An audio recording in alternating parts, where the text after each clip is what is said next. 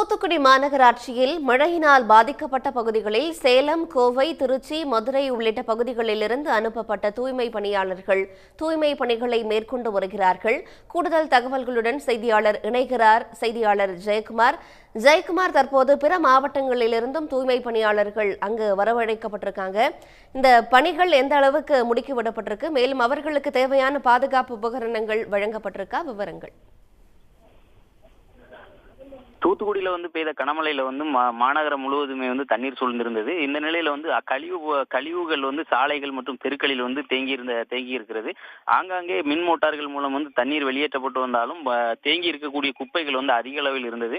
தூத்துக்குடியில் இருக்கக்கூடிய துப்புரவு பணியாளர்கள் குறைவான அளவே இருப்பதால விரைவாக பணியை முடுக்கிவிட வேண்டும் என்ற எண்ணத்துல தமிழகம் முழுவதும் ஈரோடு, சேலம், மதுரை, திருச்சி போன்ற பல்வேறு பகுதிகளில் இருந்து துப்புரவு பணியாளர்களை தூத்துக்குடிக்கு வரவழைத்து தூத்துக்குடியில இப்போ துப்புரவு பணி நடந்து கொண்டு இருக்கிறது. கடந்த 3 நாட்களாகவே நடந்து கொண்டு இருக்கிறது. காலையிலேயே 6 மணி முதலே தங்களது பணியை துவங்கி விடுகிறார்கள். அவர்கள் சாலை ஓரம் மற்றும் தெருக்களில் இருக்கக்கூடிய பிளாஸ்டிக் பொருட்கள் முதல் வீடுகளில் இருந்து அடித்து வரப்பட்ட துணிகள் அனைத்தையுமே தனித்தனியாக மூட்டையாக கட்டி லாரிகள் மூலம் ஏற்றப்பட்டு மாநகரத்திற்கு வெளியே கொட்டி வருகிறார்கள். குப்பை கிடங்கில் கொட்டி வருகிறார்கள்.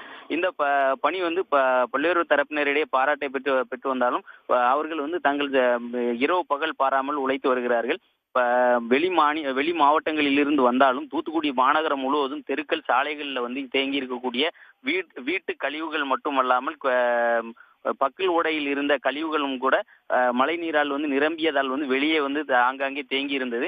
அதை தற்போது துப்புரவு செய்யக்கூடிய பணியில அவர்கள் ஈடுபட்டு வருகிறார்கள். அவர்களை வழி நடத்துவதற்கும் அதிகாரிகள் கூடவே இருந்து அந்த துப்புரவு பணிகளை செய்யக்கூடிய பணிகளில் ஈடுபட்டு வராங்க. குறிப்பாக ராஜீவ் நகர், VMS நகர், முத்தம்மாள் காலனி போன்ற பகுதிகளில் மின் மோட்டார்களை வைத்து தண்ணீரை வெளியேற்றக்கூடிய நேரங்களில் ஆங்காங்கே இருக்கக்கூடிய குப்பைகளை அவ்வப்போது நீக்கக்கூடிய பணிகளில் பல்வேறு மாவட்டங்களில் இருந்து வந்திருக்கக்கூடிய துப்புரவு பணியாளர்கள் ஈடுபட்டு வருகிறார்கள். அவர்களுக்கு தேவையான உபகரணங்களானது கைக்கு உரை போன்ற உபகரணங்களும் கொடுக்கப்பட்டிருக்கிறது. அவர்களும் தங்களது பணியை சிறப்பாக செய்து வருகிறார்கள். விவரங்களை வழங்கியமைக்காக நன்றி ஜெயக்குமார். உடனுக்குடன் செய்திகளை தெரிந்து கொள்ள சன் நியூஸ் பெல் ஐகானை கிளிக் பண்ணுங்க.